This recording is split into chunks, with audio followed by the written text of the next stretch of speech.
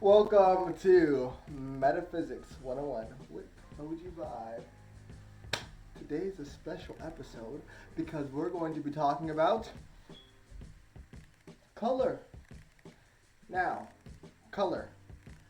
Uh, yeah, we know what colors are, so I don't really need to go into a definition.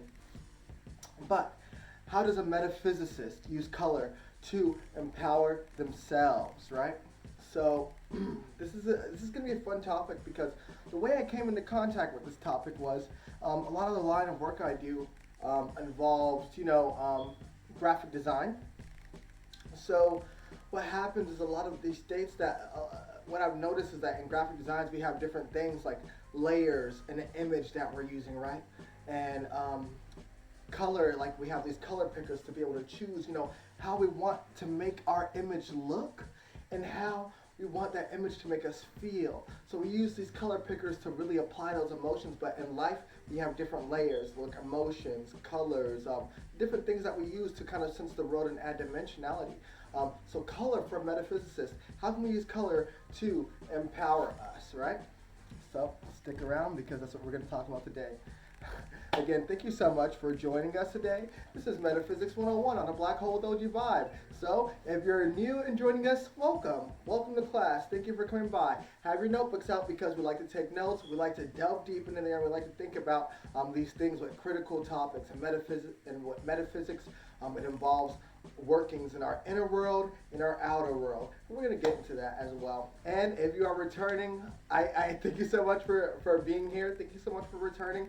I hope that you have been fed by these messages. I hope that you've been understanding what we're saying and just coming into knowledge of it. And if you already have the knowledge of what we're talking about, please, if you see anybody else with questions about this stuff, about questions about what's going on in their life, just go ahead and just throw out a little tidbit for them so that we can go ahead and just make sure that we're all able to work on this together as a planet.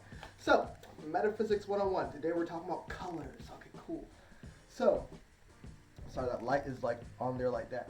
But what we have here basically is a spectrum. It is going from red to purple down the spectrum, right?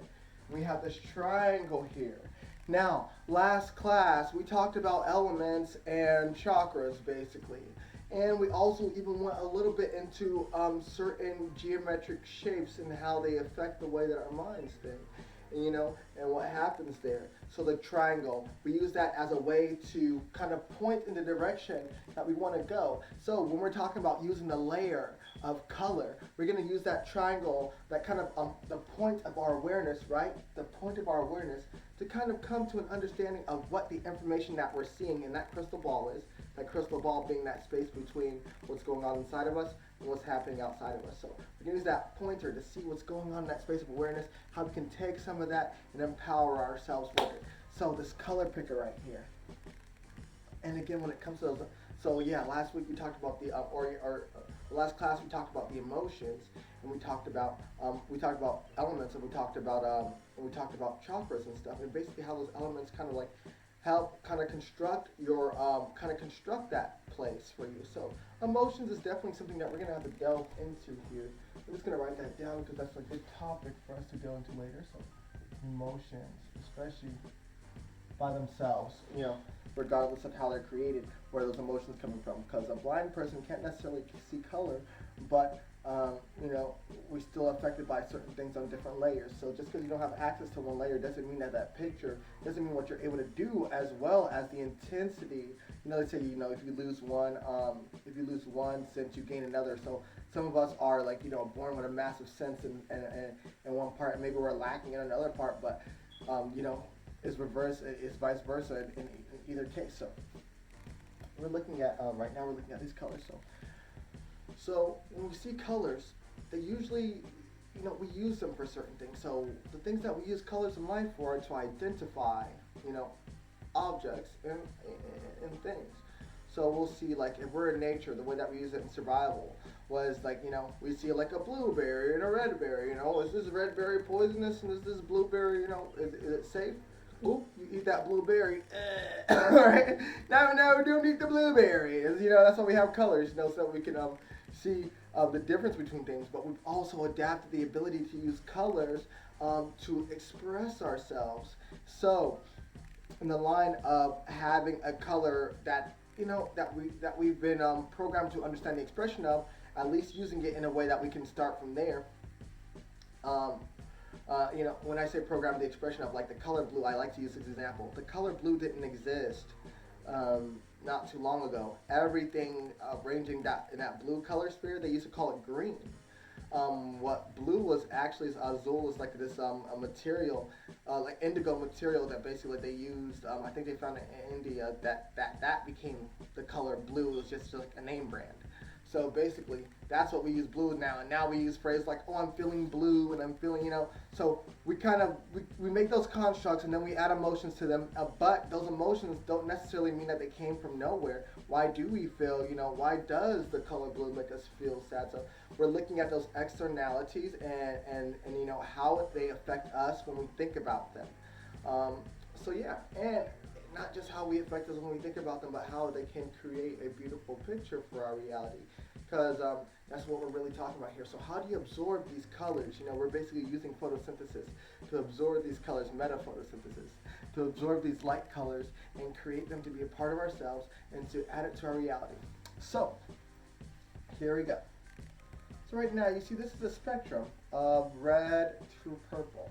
In a room, you might be sitting in a room like if you're at work or at school and you're like pretty bored and you're sitting there, you're looking around. A lot of those places that feel like kind of like heavy, like suckish energy, like sucks, like oh my god, it sucks. Like usually that place is like super boring looking, like super drained of color and life, and like you're trying to absorb information, like your spirit is like looking for something like so that way it's not bored, like oh no. Sometimes we're only like noticing like there's only one color, like this is just the color white, but we really got to be aware of the shades and hues that exist in between those spots, because that's data, that's information, that knowledge, that good and bad information that we can use to sort out how we feel about things. So yeah, so usually what happens is in those boring rooms, that's what's going on. We're like, oh my god, it's just a white wall. Like this seems like the most of the information that you can pull out of here. So you're looking at that and you're trying to absorb some information to try to help yourself stay attuned and stay at attention, but it's just like hard to focus on anything, especially if there's no colors happening. So what happens is when we look at colors outside of ourselves, we kind of apply that to our reality. So just because you see no other colors in that room, you call yourself bored.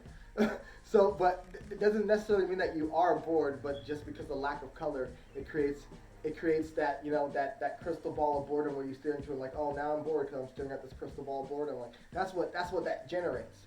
So so what we're looking at is despite the room being white, despite the room being whatever it looks like, as metaphysicists, the internal power that we have from our gained knowledge, what can we do in this room to create a more vibrant experience? So we're gathering the knowledge from self, and we're using our external factors to create a beautiful image that we can all look at. Like again, we're all staring at a crystal ball. We're never like staring through each other's eyes. We're only staring at like the crystal ball through the vision of each other. Like that light, how light passes through a medium. We're both staring at the same medium, but that light passes through on different terms for us. And we'll go into that as well. Yeah, so right here we have this graph right here. This line right here represents the synchronicity of source vibration, right? So usually I like to believe that source vibration likes to exist in the higher realms as far as in the positive realms, which source vibration exists everywhere as source. But I like to ride the source vibration in through the higher realms. I don't, unless I'm called to be in a lower realm, I'm not usually like trying to ride source vibration in a lower realm just because I know there's more, the environment is not conducive to like light beings. It's like a rat going into like a cat's mansion, is not conducive to a light being's environment. Like, so we try to vibrate in higher places, especially as metaphysicists. Not saying that you can't exist wherever you want to. Really not saying. I don't care either way. My thing is, as far as happiness and peace goes, like creating our own happiness and peace, like just starting up in this quadrant when it comes to pulling information. And we can, the more positive information we can pull, the more positive information goes out as well, which keeps us in that upper space. So colors. What you really want to do is, I have the colors right here. What you really want to do is meditate on each color as you're seeing them in your space. And this is how this graph is plotting it. So there's, I'm sorry it's so far away, but there's like red dots, orange dots, green dots, blue dots, purple dots. They're going up and down here. These are like, when you see a color, sometimes you see red and you're in joy, but sometimes you see red and you're in anger. So, that joy energy probably exists in the upper realms, and then that anger energy would be down here. But you're still absorbing that color to apply it to the energy that you're pushing out into the universe. We're going to get into this into a separate topic, but there are subtle waves, and then there are like crashing waves, Just because a thought is in the atmosphere, or just because not everything requires your attention is what I'm saying. You take what you need and you leave what you don't, basically. You know what I'm trying to say? So not everything requires your attention. So some colors are passing through. If this color doesn't make you feel good, I don't really care for the color purple or whatever. Boop. Just ignore it.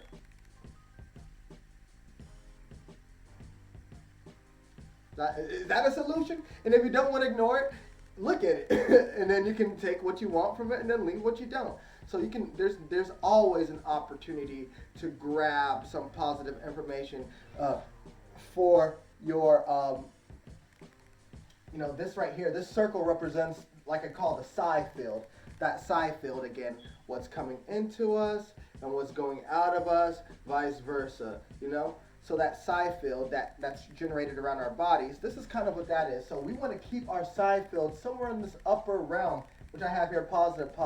We're trying to keep our psi field in the upper realms, as far as, we don't want to be in this position of lack, always thinking in lack, from moment to moment in lack. That's not good. We want to be in moment to moment in higher and upper vibrations. So that's what we're doing here. And we're using today, in today's class, we're meditating on the idea of using colors in our environment as a layer to extract positive information and apply that to the world around you. Again, I gave that example of being in that white room where it's like pretty boring.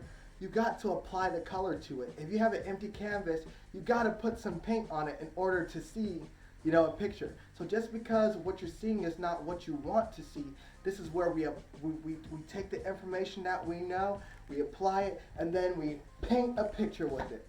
So, this is how we're going to be using colors in metaphysics. And, we talked about colors today, but next we need to talk about emotion. I really do think that we're going to have to talk about emotions next. So let's get into that deeply on Metaphysics 101. Again, next class is going to be on Monday. It's Thursday. This week passed by pretty fast, you guys. It did pass by super fast. So I hope to see you guys next week, Monday, where we delve deep into emotions, okay? Because we're going to wrap up a bunch of concepts in this one, okay? We're going to wrap up a bunch of concepts in there. We had the spirit. We talked about the spirit. We talked about meditation. We talked about waves. We talked about colors and spectrums right now. So we want to get into that layer of emotions and really see.